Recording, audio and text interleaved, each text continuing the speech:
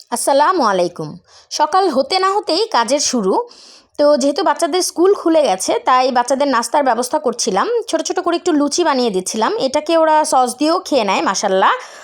তো সেটাই আমি বানাচ্ছিলাম। আর যেহেতু চুলায় আগুন একদমই থাকে না আমাদের, তাই ঢেকে ঢেকে চা রান্না করছিলাম। এটাকে চা রান্নাই বলে, কারণ হচ্ছে যেভাবে চাটা বানিয়েছি সেটাকে আসলে মানে বলে বোঝানো যাবে না।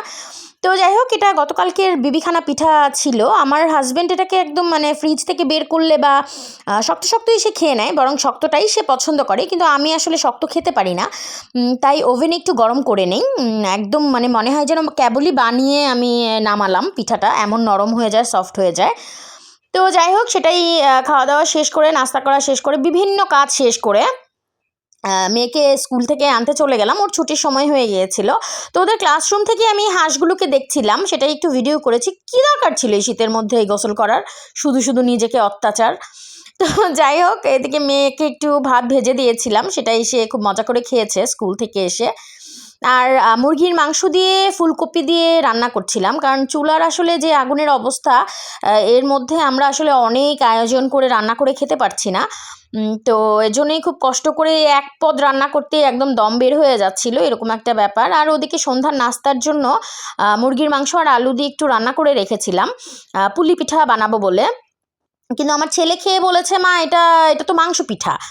না, তো আমার ছেলে মেয়ে দুজনেই বললো যে এটা মাংস পিঠা, তাই আমি এটার নাম মাংস পিঠাই দিলাম। যদিও এর ডিজাইনটা হচ্ছে সম্পূর্ণ এই যে নারিকেল দিয়ে যেই পিঠাটা আমরা বানাই পুলি পিঠা, সেটার মতো করেই আমি বানিয়েছি। যদিও আমার হাতের কাজ খুব একটা নিখুঁত না, খুব একটা না, একেবারেই নিখুঁত না। আমি আসলে এই ধরনের নিখুঁত কাজগুলো আমাকে দিয়ে হয় না, খুব একটা সুন্দর হয় না। তাও সুন্দর হোক আর না হোক, পেটে যাওয়া দিয়ে হচ্ছে কথা। কারণ হচ্ছে এটা তো ভেঙেই খাবো, যতই সুন্দর হোক আর পচা হোক, খেতে তো হবে ভেঙেই। এটা সম্পূর্ণই জিতার জন্য বললাম। আচ্ছা যাই হোক, তো এদিকে মেয়ে এসে বলছিল যে সে ভাজবে পিঠাগুলোকে।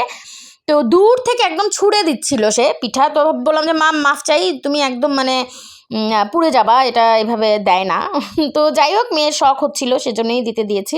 আর ওদিকে আমি পিঠা ভাজছিলাম আর তুলছিলাম, কিন্তু পিঠা কিভাবে চুরি হয়ে যাচ্ছিল সেটাও আপনাদের সাথে একটু শেয়ার করলাম। মানে আমি ভেজে আর তুলে শেষ করতে পারছিলাম না, তারা মাঝখান থেকে এসে এসে নিয়ে যাচ্ছিল। আর একই ডিজাইন বানাতে বানাতে সাথে একটু সিঙ্গারার ডিজাইনও বানিয়ে নিলাম। আর এই যে কাঁচা ভুট্টা দেখতে পাচ্ছেন, দুধের স্বাদ ঘোলে ঘোলে মিটানো আর কি। তো কয়লা দিয়ে তো আর পুড়ে খেতে পারবো না, তাই গ্যাসের চুলাই পুড়ছিলাম। আর এটাতে হচ্ছে একটু বিট লবণ, শুকনা মরিচ এগুলো দিয়ে একটু পানি দিয়ে মাখিয়ে এটা গায়ে লাগিয়ে খেলে অসম্ভব মজা লাগে। তো আজ এ পর্যন্তই, ভালো থাকবেন, আল্লাহ হাফেজ।